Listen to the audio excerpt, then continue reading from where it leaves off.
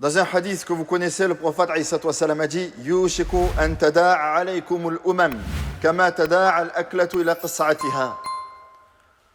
Le prophète a dit un jour en présence des compagnons, il s'en faut de peu que toutes les nations tombent sur vous de la même manière que des affamés se retrouvent autour d'un repas.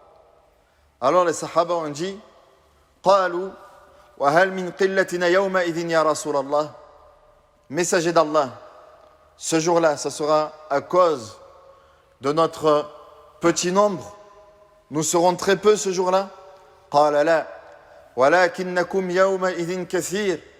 Ce jour-là, vous serez nombreux. Walakinnakum rutha ka rutha is-sayl.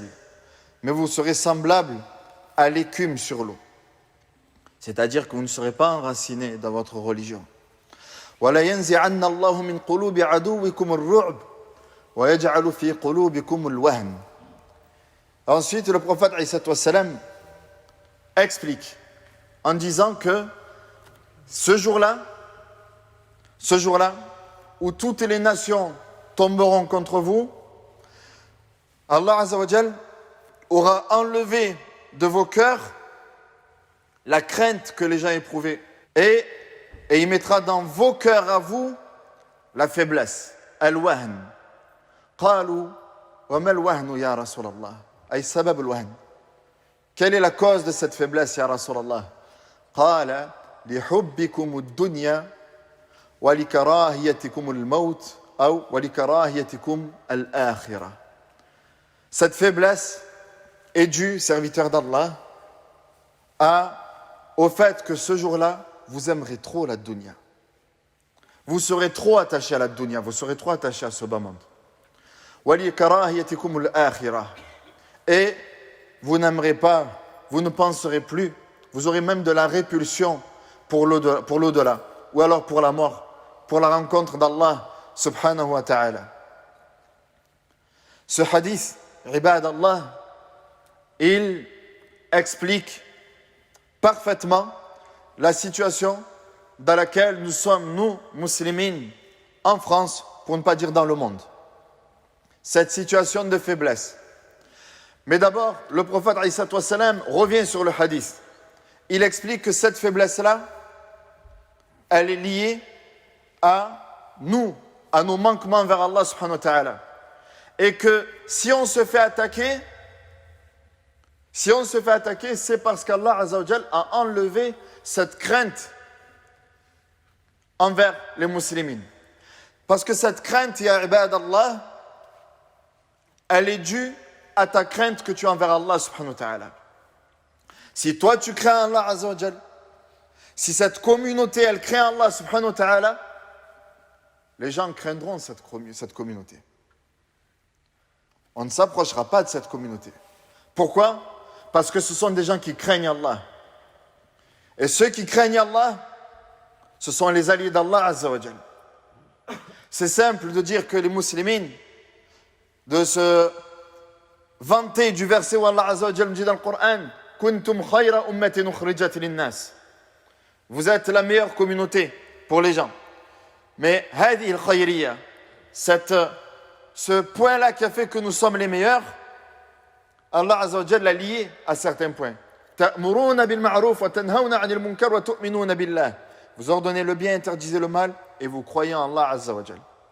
Dans le cas contraire, si on se vante d'être parmi la meilleure communauté, on est semblable à également al-Yahoud wa al-Nasara. Wa qalat al-Yahoud wa al-Nasara nahnu abna'ullah wa ahibba'uh.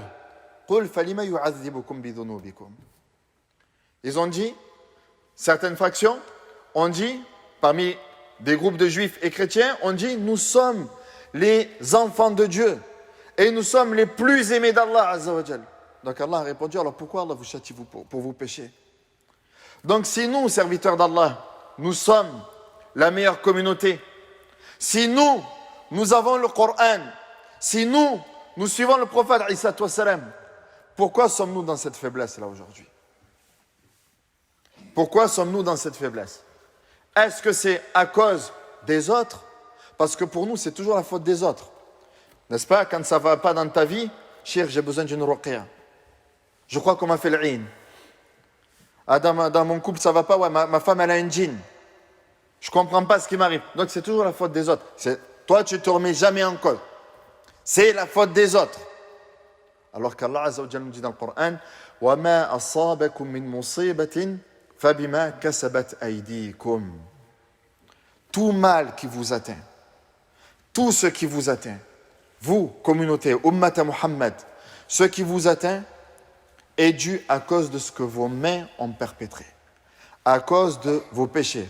ظهر الفساد في البر والبحر بما كسبت أيدي الناس ليذيقهم بعض الذي عملوا لعلهم يرجعون. Allah Azza wa Jalla nous dit, Al-Fasad s'est répandu sur terre. Pourquoi? À cause du mal que les gens ont fait. Donc à cause du mal que nous on fait. Si ça ne va pas, et ça retenez cette parole pas de l'imam Malik, d'un penseur, un cheikh, un Algérien, Malik Ben Nabi, je vous conseille ses livres. Il a dit une phrase par rapport à la colonisation. Cette phrase-là, il faut que tu la retiennes. Et il a dit, il faut pas quand on fait l'analyse, il faut regarder pourquoi. Comme on va parler de sport ou autre, on regarde pourquoi tu as gagné, pourquoi tu as perdu. D'accord? Tu fais l'analyse. Et l'analyse, c'est quoi? Il nous dit, si on a été colonisé, c'est parce qu'on était colonisable. C'est tout. Si on a été colonisé, c'est parce qu'on est colonisable. Si aujourd'hui, on se permet de faire ce qu'on veut des musulmans en France, pour ne pas dire dans le monde, c'est parce qu'on l'est. C'est parce qu'on l'est, c'est tout. C'est nous qui avons décidé d'avoir cette posture-là. Les gens ne font que profiter. C'est comme si toi, il y a des voleurs, tu laisses la porte ouverte, sans surveillance. Après, tu dis, ouais, c'est pas bien, on m'a tout volé. Et si on t'a volé, c'est parce que c'est toi-même qui a fait le cause pour qu'on te vole. Tu as laissé ta porte ouverte, tu sais très bien qu'il ne faut pas que tu la laisses ouverte, tu sais très bien que tu dois fermer à double tour, tu sais très bien que tu dois faire attention, mais tu as laissé ça ouvert. Tu t'en plains qu'à toi-même. Au final, tu t'en plains qu'à toi-même. Donc si nous, on attaque ce qu'il y a de plus cher, si c'est vraiment ce qu'il y a de plus cher, notre dîn, c'est parce que c'est nous-mêmes qui laissons cette porte ouverte, serviteur d'Allah. Maintenant, les choses, une deuxième. Est-ce que les choses changent d'en haut ou d'en bas? Est-ce que si on veut du changement, alors dans nos têtes, ça vient d'en haut, mais dans le Coran, ça vient d'en bas. Dans nos têtes, ça vient d'un super-héros qui va venir et qui va. On attend tous le Mahdi. Non? On se dit, voilà, il n'y a que le Mahdi. Donc, vous voyez, on est déjà conditionné par attendre le changement de quelqu'un. Dès que le Mahdi va venir, c'est bon, il va tout changer, voilà, c'est terminé. Le Mahdi va descendre, venir, Isa alayhi salam, il va revenir, et donc à partir de là, c'est bon. Donc on attend le changement d'en haut. Tu vois? C'est-à-dire que même ça, c'est quelqu'un, il va venir, il va changer, c'est pas moi. Moi, je ne vais pas changer, moi, je continue à être comme je suis. Ça viendra des autres. Moi, voilà, dès qu'ils vont venir, ça va changer. Alors que dans le Coran, le changement, il vient d'en bas. Il vient de chez nous. Allah Azza wa Jalla nous dit, Inna Allah la yughayyiru ma biqawmin hatta yughayyiru ma bi anfusihim. Allah ne change pas l'état d'un peuple tant que eux-mêmes ne se changent pas. Tant que eux-mêmes ne se changent pas. Maintenant, je ne veux pas être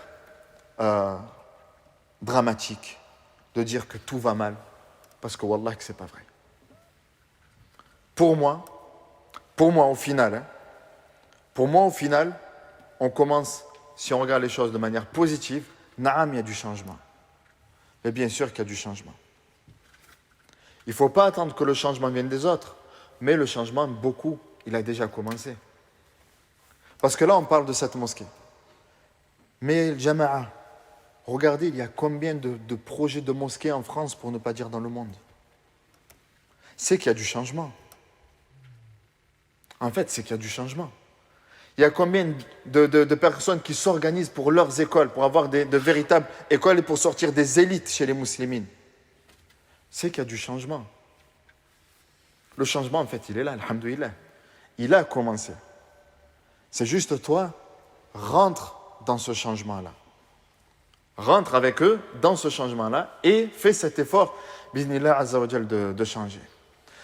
Il y a donc, je reviens sur la cause palestinienne, on parle du boycott, on parle des manifestations aussi.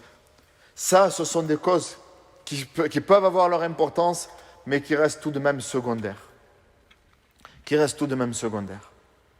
Car la principale cause, ya ibadallah, du changement, ça va être la ilaha illallah, tahqiq al-tawhid. Ça va être le fait de revenir véritablement vers Allah subhanahu wa ta'ala. D'avoir un véritable attachement à Allah azza wa jal, une véritable confiance en Allah azza wa jal. Et se détacher de tout ce qui est en dehors d'Allah subhanahu wa ta'ala. D'espérer en la récompense d'Allah azza wa jal. D'avoir une véritable crainte d'Allah jalla wa ala. Ça, c'est le véritable retour vers Allah subhanahu wa ta'ala. Et Allah azza wa jal nous dit, ayyuha alladhina amanu, in tansurullah yansurkum wa yuthabbit aqdamakum. Vous qui croyez, si vous secourez la cause d'Allah, Allah il vous secourra. Donc, là, c'est en fait, on parle ici d'une mosquée.